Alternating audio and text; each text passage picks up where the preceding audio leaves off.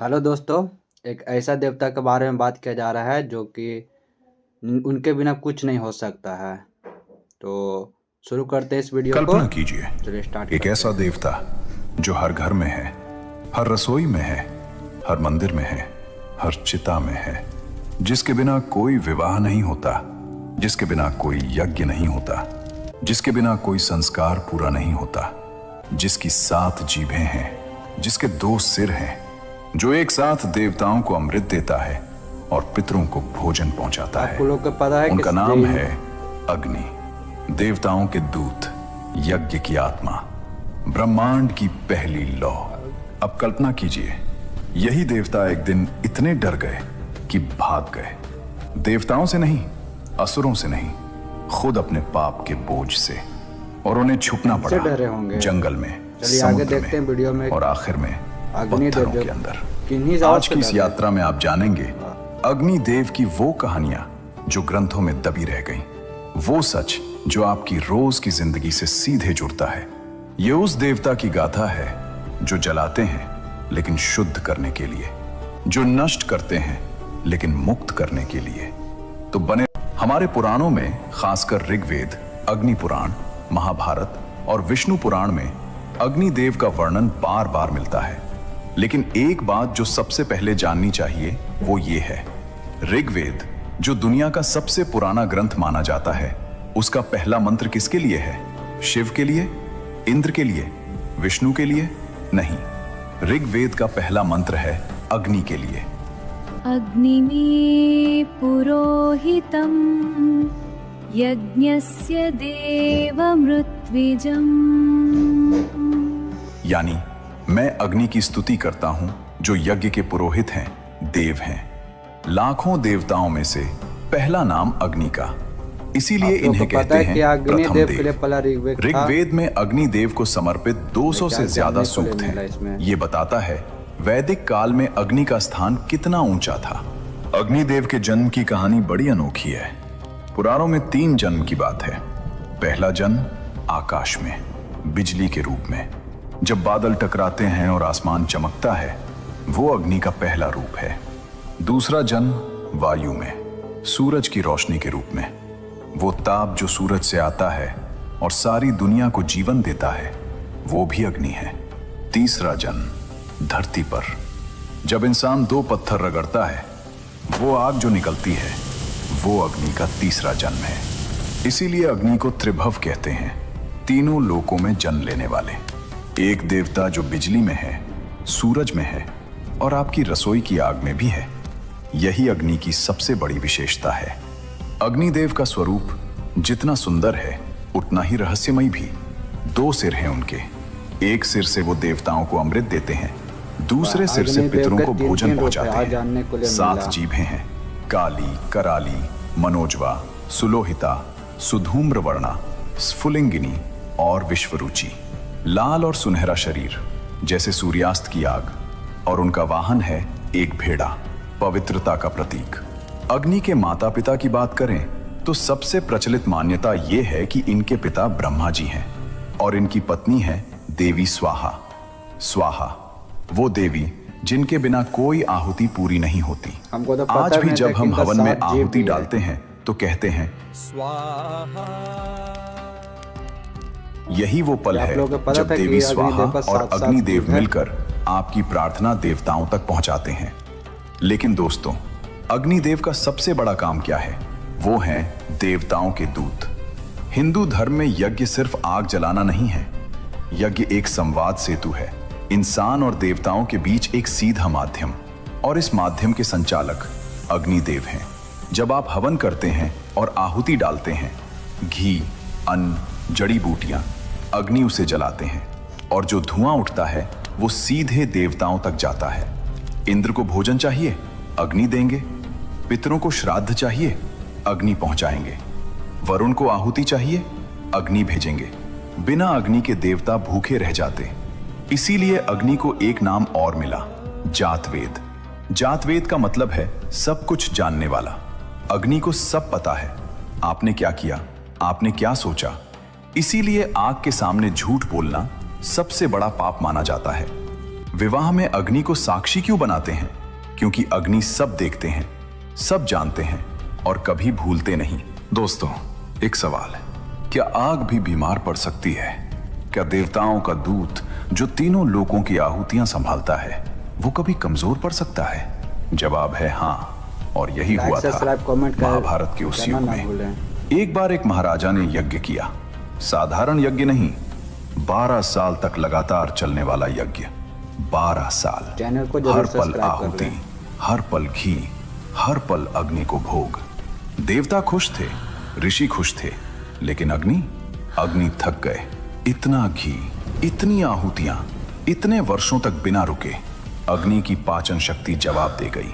उनकी लपटें मध्यम पड़ गईं, रंग फीका हो गया, ताप कम हो गया। और जब अग्नि कमजोर पड़ते हैं तो यज्ञ अधूरे रहते हैं। देवताओं तक आहुतियां नहीं पहुंचती और पूरी सृष्टि का संतुलन बिगड़ने लगता है। अग्निदेव परेशान हो गए ब्रह्मा जी के पास। पितामह, मुझे कुछ हो गया है, मैं पहले जैसा नहीं रहा। ब्रह्मा जी ने अग्नि को देखा, आंखें बंद की, ध्यान किया और फिर बोले, अग्नि, तुम्हारी यह बीमारी साधारण नहीं है, इसका इलाज भी साधारण नहीं होगा। अग्नि ने पूछा, तो क्या करूं पितामह? ब्रह्मा जी बोले, एक ही रास्ता है, खांडव वन। अग्नि ने नाम सुना, पहचाना। खांडव वन, वो विशाल जंगल जो यमुना के किनारे है? हाँ, उस जंगल में हजारों वर्षों से जंगली जानवर हैं, विशाल सर्प हैं, असुर हैं। उनकी चर्बी, उनका मांस, वो तुम्हारी खोई हुई शक्ति वापस ला सकता है। उस जंगल को जलाओ, उसे भस्म करो और तुम फिर से वही अग्नि बन जाओगे जो पहले थे। अग्नि की आंखों में चमक आई, लेकिन ब्रह्मा जी ने एक पल रोका। लेकिन एक समस्या है। खांडव वन साधारण जंगल नहीं था, उसमें रहता था तक्षक नाग। तक्षक नागों का राजा और इंद्रदेव का सबसे प्रिय मित्र। इंद्र ने तक्षक को वचन दिया था, जब तक मैं हूं, कोई खांडव वन को नुकसान नहीं पहुंचा सकता। अग्नि ने सोचा, कोशिश तो करते हैं। वो खांडव वन की तरफ बढ़े, लपटें उठाई, जंगल के किनारे आग लगाई और तभी आसमान में बादल घिर आए। इंद्रदेव प्रकट हुए और एक झमाझम बारिश, आग बुझ गई। अग्नि ने फिर कोशिश की, फिर बारिश, तीसरी बार फिर बारिश। ये खेल चलता रहा। 12 बार अग्नि ने कोशिश की, 12 बार इंद्र ने बारिश करके बुझा दिया। 12 बार। सोचिए, देवताओं का दूत त्रिभव अग्नि, जो ब्रह्मांड की पहली लौ है, वो 12 बार हारे, एक देवता से, अपने ही साथी से। ये अग्नि की कमजोरी नहीं थी, ये अकेलेपन की हार थी। और तब अग्नि ने समझा, अकेले नहीं जीत सकते, मदद मांगनी होगी। लेकिन किससे? दोस्तों, यहां एक बहुत गहरी बात है। अग्निदेव के सामने पूरे तीनों लोग थे। देवता थे, ऋषि थे, महान योद्धा थे, लेकिन उन्होंने मदद मांगी 2 इंसानों से, 2 मनुष्यों से, अर्जुन और कृष्ण। क्यों? क्योंकि अग्निदेव जातवेद हैं, सब कुछ जानने वाले। वो जानते थे कि इस धरती पर इस वक्त सबसे बड़ी शक्ति कौन है। वो जानते थे नर और नारायण का संगम कहां है। उस दिन अर्जुन और कृष्ण यमुना के किनारे बैठे थे, बस घूमने निकले थे। शाम का वक्त था, नदी की लहरें शांत थीं। तभी एक ब्राह्मण आया, चेहरे पर एक अजीब तेज, जैसे सूरज की रोशनी हो। अर्जुन और कृष्ण दोनों ने उठकर प्रणाम किया। ब्राह्मण ने कहा, मुझे भूख लगी है, बहुत तेज भूख, और जो मुझे चाहिए वो कोई साधारण भोजन नहीं है। अर्जुन ने पूछा, बताइए, हम जो दे सकते हैं देंगे। ब्राह्मण मुस्कुराया और बोला, मुझे खांडव वन चाहिए। अर्जुन एक पल के लिए रुके। खांडव वन? लेकिन कृष्ण ने उस ब्राह्मण को देखा।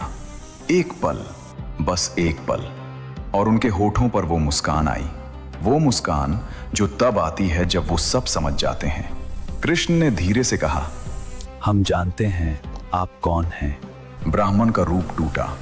सामने खड़े थे अग्निदेव, लाल और सुनहरे, तेज से दीप्तिमान। हाँ अर्जुन, मैं अग्नि हूं और मुझे खांडव वन जलाना है। लेकिन इंद्र बाधा डालते हैं। तुम दोनों मेरी रक्षा करो, मैं वन चलाऊंगा। अर्जुन ने एक पल सोचा, फिर बोले, हम तैयार हैं, लेकिन हमारे पास वो हथियार नहीं है जो इंद्र की सेना से लड़ सकें। अग्नि मुस्कुराए, वो मैं दूंगा। अग्निदेव ने वरुण देव, समुद्र के देवता का आवाहन किया। वरुण प्रकट हुए। अग्नि ने कहा, मित्र, इन दोनों को दिव्य हथियार चाहिए। वरुण ने एक पल देखा और उपहार दिए। अर्जुन को मिला गांडीव धनुष, वो धनुष जिसकी टंकार से ही दुश्मन कांप जाते हैं, अक्षय तरकश जिसके बाण कभी खत्म नहीं होते, और एक दिव्य रथ जिस पर कपिध्वज था, जिस पर बाद में हनुमान जी विराजे। कृष्ण को मिला सुदर्शन चक्र, वो चक्र जो विचार की गति से चलता है, और कौमोद की गदा। दोस्तों, वो हथियार जो महाभारत में पूरा इतिहास बदल देंगे। वो हथियार पहली बार मिले खांडव वन के लिए, अग्निदेव की वजह से। एक देवता जो मदद मांगने आया था, उसने अनजाने में वो ताकत दे दी जो एक युग बदल देगी। और फिर शुरू हुआ वो युद्ध जो तीनों लोगों ने देखा। अग्नि ने खांडव वन को चारों तरफ से घेरा। लपटें उठी, ऊंची और ऊंची।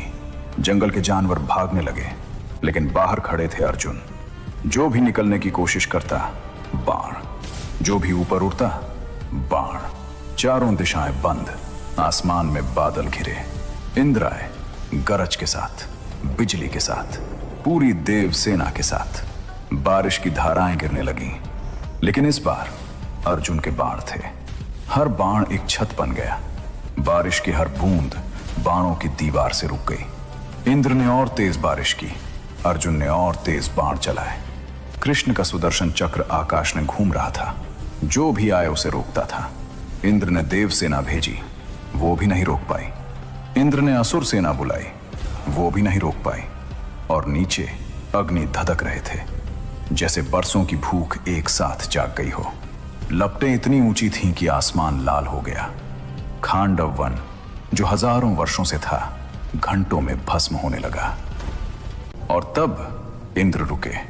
उन्होंने ऊपर से देखा अर्जुन को, कृष्ण को, और उनके मन में एक आवाज आई, ये दोनों नर और नारायण हैं, इन्हें कोई नहीं जीत सकता। इंद्र ने अपना त्रिशूल नीचे कर लिया।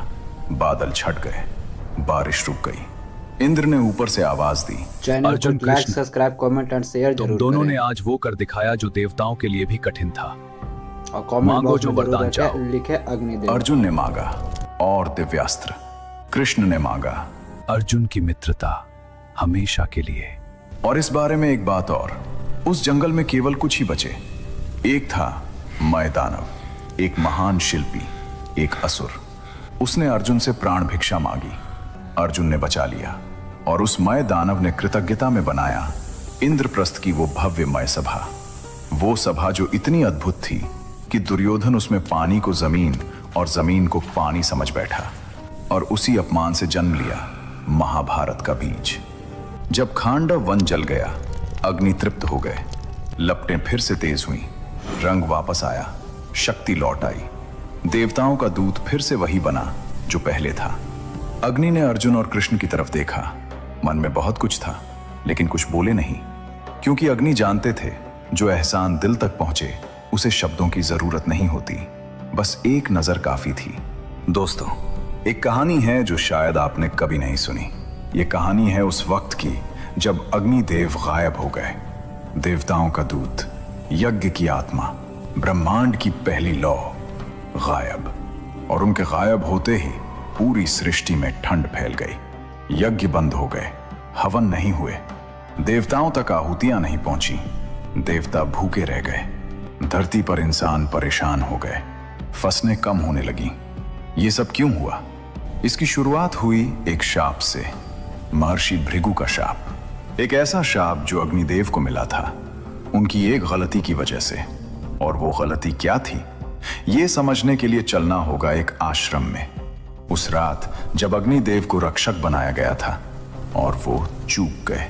एक दिन भृगु ऋषि आश्रम छोड़कर नदी की तरफ गए।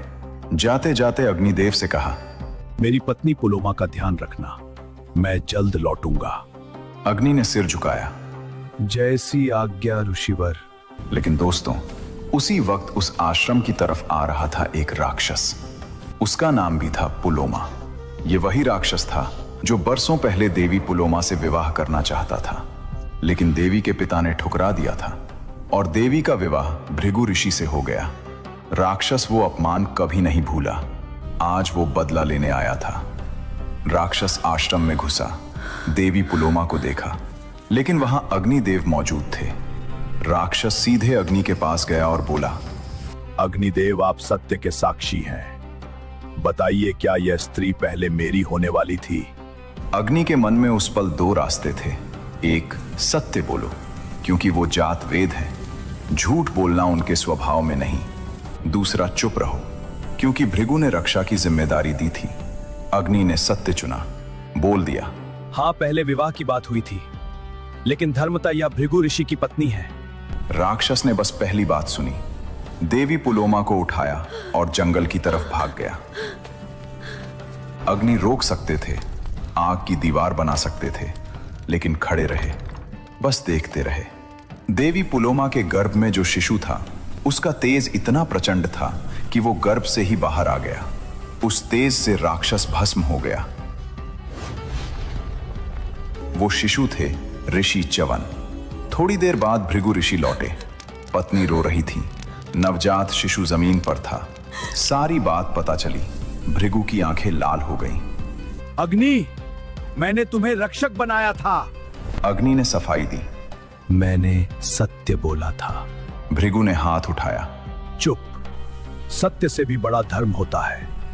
एक निर्दोष की रक्षा यही असली सत्य था। मैं तुम्हें शाप देता हूं, आज से तुम सर्वभक्षी हो जाओगे। पवित्र हो या अपवित्र, सब तुम्हें खाना पड़ेगा। अग्निदेव कांप गए। ये शाप दंड नहीं था, आईना था, और उस शर्म के बोझ से अग्नि भाग गए। देवताओं से नहीं, खुद से भाग गए। अग्नि ने सोचा, जहां कोई नहीं ढूंढेगा वहां छुप जाते हैं। वो गए एक घने जंगल में, एक पेड़ के अंदर समा गए, लकड़ी के भीतर। बाहर से पेड़ वैसा ही था, हरा, शांत, लेकिन भीतर अग्नि थे। कुछ दिन बीते। देवताओं को लगा, यज्ञ की आग क्यों नहीं जल रही, आहुतियां क्यों नहीं पहुंच रही। इंद्र ने ऋषियों को बुलाया, कहा, ढूंढो, अग्नि कहां है। ऋषि निकले, जंगल जंगल खोजा, और तभी उन्होंने देखा एक जंगल जहां ठंड थी, जहां पेड़ों में कुछ था, एक अजीब गर्माहट। अग्नि को पता चला लोग आ रहे हैं, घबराए और जंगल छोड़ दिया। अग्नि ने सोचा, जहां पानी है वहां कोई नहीं सोचेगा, आग पानी में। और वो समा गए समुद्र की गहराइयों में। लेकिन धीरे धीरे समुद्र गर्म होने लगा, मछलियां तड़पने लगी, समुद्री जीव परेशान हुए। जो पानी ठंडा था उसमें भाप उठने लगी। ऋषियों ने समुद्र से पूछा, क्या अग्नि यहां है? समुद्र ने एक पल सोचा और सच बोल दिया, हाँ, यहां है। अग्नि ने सुना और निकल गए। इस बार उन्हें एक ऐसी जगह चाहिए थी जहां न जंगल के लोग देखें न समुद्र बताए। और तब अग्नि ने देखा जमीन पर पड़े पत्थर, चकमक पत्थर, फ्लिंट स्टोन। वो उसमें समा गए। पत्थर ठंडा था, बाहर से कुछ नजर नहीं आता था, न धुआं, न रोशनी, न गर्मी। अग्नि पत्थर के भीतर थे। देवता ढूंढते रहे, ऋषि भटकते रहे, लेकिन पत्थर में किसे शक होता। फिर एक दिन ब्रह्मा जी ने खुद देखा। उन्होंने पत्थरों को आपस में टकराया, एक चिंगारी निकली और ब्रह्मा जी मुस्कुराए। मिल गए। ब्रह्मा जी ने अग्नि से बात की, अग्नि, तुम शर्मिंदा हो, यह समझ में आता है, लेकिन भृगु का शाप सजा नहीं था, सच्चाई थी। तुम सर्वभक्षी हो क्योंकि तुम सब कुछ शुद्ध करते हो। जो भी तुम्हारे अंदर जाता है पवित्र होकर निकलता है। यह बोझ नहीं, यह तुम्हारा सबसे बड़ा धर्म है। अग्नि ने सुना। एक लंबी चुप्पी, और फिर वो बाहर आए। लपटें फिर उठी, रोशनी लौट आई, सृष्टि में फिर से गर्मी आई। लेकिन दोस्तों, वो चिंगारी जो उस पत्थर से निकली थी वो आज भी है। आज भी जब दो पत्थर टकराते हैं चिंगारी निकलती है। आज भी जब लाइटर जलाते हैं एक चमक होती है। वो चमक अग्निदेव का वो अंश है जो आज भी पत्थरों में बसा है। दोस्तों, अब वो कहानी जो रामायण से जुड़ी है तो इस वो तरह सच से था जो शायद आपने नहीं जाना, अशुद्धि अग्नि को भी शुद्ध परीक्षा, बनाना। सीता माता का आग में जाना। ये कहानी सबने सुनी है, लेकिन असली सच क्या है? वाल्मीकि रामायण के अनुसार जब रावण माता सीता को चुराने के लिए आया, उससे पहले अग्निदेव को पता चल गया। वो जानते थे क्या होने वाला है। वो जानते थे क्योंकि वो जातवेद हैं, सब कुछ जानने वाले। और उन्होंने एक काम किया जो किसी और देवता ने नहीं किया। उन्होंने माता सीता को सुरक्षित कर लिया। अग्निदेव माता सीता के पास आए। माते, जो होने वाला है वो मैं जानता हूं। मैं आपको अपनी ज्वालाओं में सुरक्षित रख सकता हूं, एक पल के लिए। माता सीता ने अग्निदेव की बात सुनी और अग्नि ने असली सीता को अपने भीतर सुरक्षित कर लिया। उनकी जगह बना दी एक छाया, एक प्रतिबिंब, माया। वो छाया सीता, जो बिल्कुल असली सीता जैसी दिखती थी। रावण उसी छाया को ले गया। लंका में जो थी वो असली सीता नहीं थी। असली सीता अग्निदेव की सुरक्षा में थी। और फिर आया वो दिन। लंका जल रही थी, रावण मर चुका था। भगवान राम खड़े थे और सीता आग के सामने। सीता आग में गईं, लेकिन आग ने उन्हें नहीं जलाया, क्योंकि आग में अग्निदेव थे और अग्नि ने छाया सीता को ले लिया और असली माता सीता को राम के सामने लाकर खड़ा कर दिया। अग्निदेव ने राम से कहा, यह आपकी सीता है, पवित्र, निष्कलंक। इनका स्पर्श किसी पाप ने नहीं किया। मैंने इन्हें सुरक्षित रखा था। राम की आंखें भर आईं। ये परीक्षा नहीं थी दोस्तों, ये मिलन था। अग्निदेव अपनी मां जैसी रक्षिता को उनके स्वामी को लौटा रहे थे और इसीलिए आज भी विवाह में अग्नि को साक्षी बनाया जाता है, क्योंकि अग्नि ने वो जिम्मेदारी निभाई जो शायद कोई और नहीं निभा सकता था। तो दोस्तों, ये थी अग्निदेव की वो अद्भुत गाथा। वो प्रथम देव जिन्हें ऋग्वेद ने पहला मंत्र दिया। वो दूत जिनके बिना देवता भूखे रह जाते। वो योद्धा जिन्होंने खांडव वन में इंद्र को चुनौती दी। वो रक्षक जिन्होंने माता सीता को अपनी ज्वाला में सुरक्षित रखा। और वो रहस्यमयी देव जो डर गए, छुप गए, जंगल में, समुद्र में और पत्थरों में। अग्निदेव हमें सिखाते हैं, जलाना बुरा नहीं, जलाना जरूरी है अगर शुद्ध करना हो। दर्द देना बुरा नहीं, दर्द जरूरी है अगर मुक्त करना हो। सोना भी आग में जलकर ही शुद्ध होता है, और इंसान भी। अगले वीडियो में हम लाएंगे वरुण देव का रहस्य। वो देवता जो न्याय के देवता है, जिनके पास हर इंसान के कर्मों का हिसाब है, जिन्हें हम लगभग भूल चुके हैं। अगर इस कहानी ने आपके मन को छुआ हो तो लाइक जरूर करें। कमेंट में लिखें जय अग्निदेव और बताएं अग्निदेव की कौन सी कहानी आपको सबसे ज्यादा पसंद आई। चैनल को सब्सक्राइब करें और बेल आइकन दबाएं ताकि कोई कहानी छूटे नहीं। अगले वीडियो में मिलते हैं एक और रहस्यमयी यात्रा के साथ। तब तक के लिए जय महादेव।